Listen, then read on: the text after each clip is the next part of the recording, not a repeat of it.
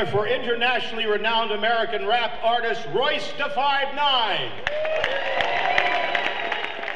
How you guys doing? That's much better. Y'all look beautiful. You look beautiful. Well, for those of you who don't know me, my name is Royce da 5'9". I'm a rap artist from Detroit, Michigan.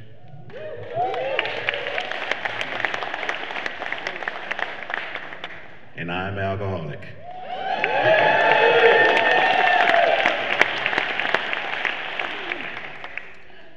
It took me a long time to finally admit that and say it. Let me just give you a little backstory. So I got into the business when I was about 19 years old. I didn't actually take my first drink until I was 21 years old.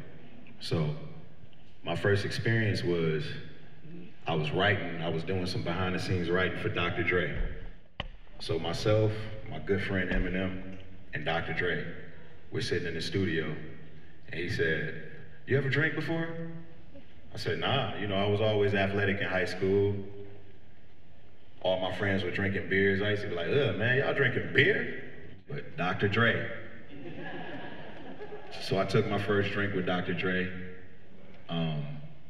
I didn't start drinking like a whole bunch after that. I gradually worked my way into it. By the time I forgot that I had rules, I was all the way drawn into the music business.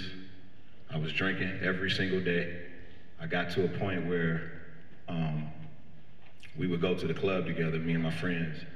And when the club closed down and it was time for everybody to go home, I always found myself being the person who wanted to stay or wanted to drink on the way home or wanted to drink when I got home. And it got to a point where it was just out of control. So I decided that I think I needed to stop. I started talking about it in my music a lot. So I went to the doctor and told him that I wanted to stop, and he actually prescribed me alcohol. He said, "How much are you drinking a day?" I said, I'm probably drinking about a fifth a day. He said, "Okay, I'm gonna write you out a prescription."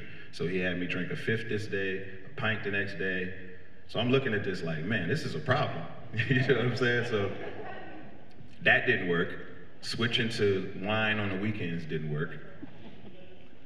Every little trick that we try as alcoholics, none of it worked for me. And I'm slowly watching everything crumble around me. I started cheating on my wife, and this is like a woman who, we grew up together. We raised each other. This is somebody who's been loyal to me my whole life. Because sometimes us as addicts, we take the word loyalty and we break it up and we break it down into categories. This is my friend over here. He's my close friend. I would never sleep with his girlfriend, but I'll cheat on my wife. Like it's any different.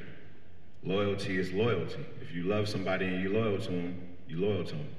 So drinking affected my decision making so much that I began to do things like that, and I got into a point where I felt like I was probably gonna lose her.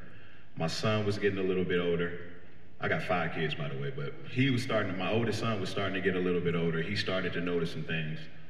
And I was sitting in my hotel room one day, and I woke up and I had this overwhelming feeling. I mean, the only way I can describe it is a spiritual awakening. That's what I called it. I woke up one day and it was like, "Ryan," that's my real name. It was like, "Ryan, you're gonna stop drinking today.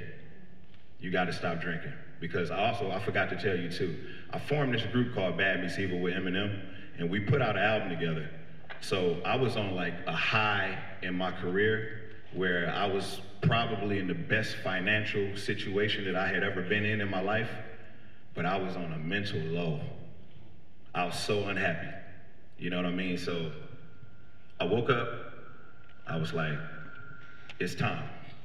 And I remember my friend Marshall, Eminem, he's also sober. He's about to be celebrating his 10th year on the 20th of this month.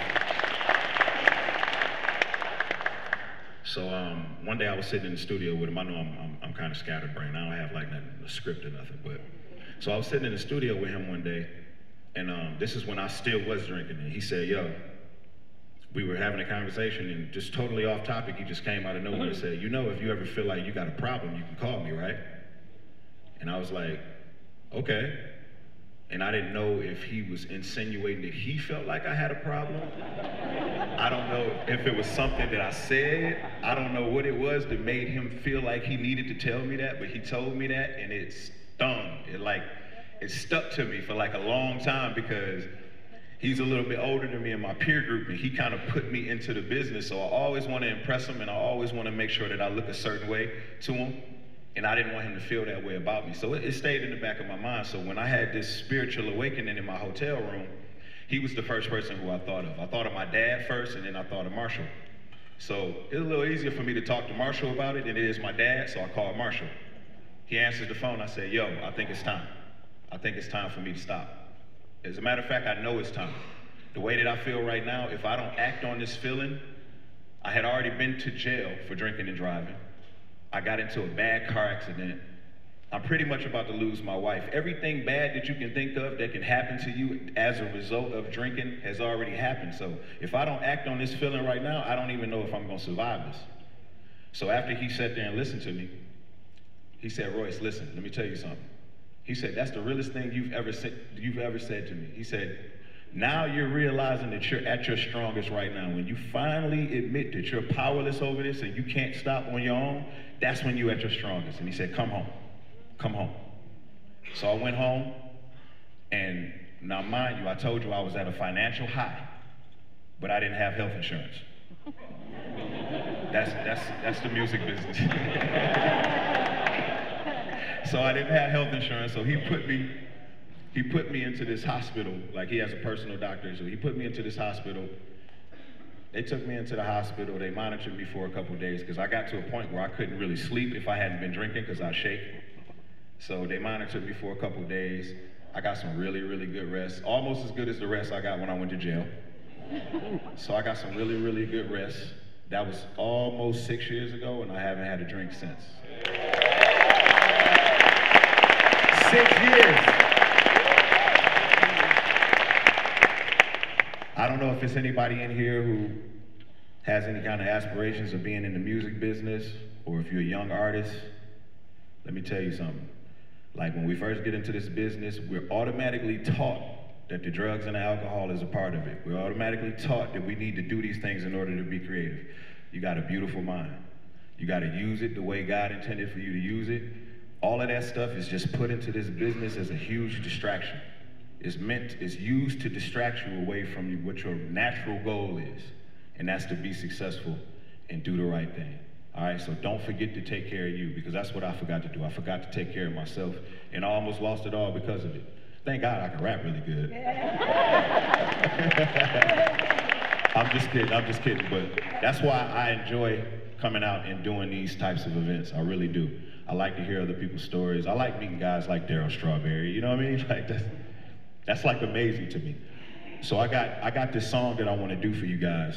So I'm not taking up too much of your time, but I do want to do this song for you. And it's a very, very important song to me. It's called Tabernacle. And it's the first song I wrote when I got sober, when I went back into the studio. And I don't know how many addicts are in here, but if you're an addict, you know that if you're drinking every single day, you don't really reflect. You don't really think that much. So a lot of the things that I was writing, it was just what was happening right there in that moment. I wasn't thinking about like a lot of like memories I had from childhood. I wasn't really expressing myself through my art the way that I know that I could.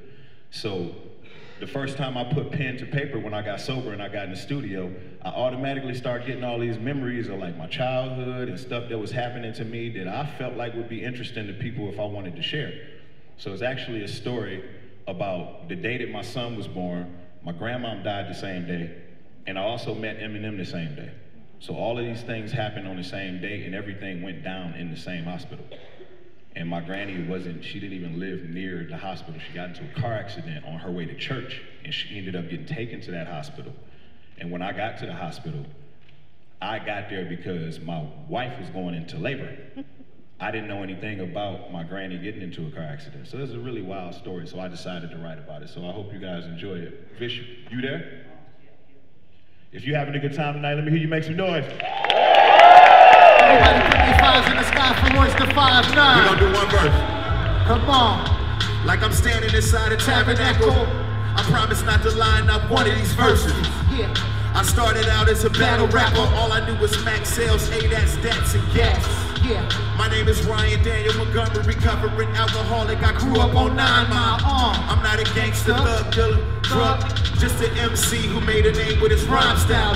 Sometime around 95, I found my calling, and that all coincides with the time that I found my darling. Now later on in this story, I tell you her significance, but now let's talk about me specifically. 3 brothers and 1 sister. See, my daddy taught me consistency with his effing patterns. Hallelujah, I'm the son of an addict. My addiction was music. All I would do was go to the studio and the shelter and listen to Redman and Helter Skelter.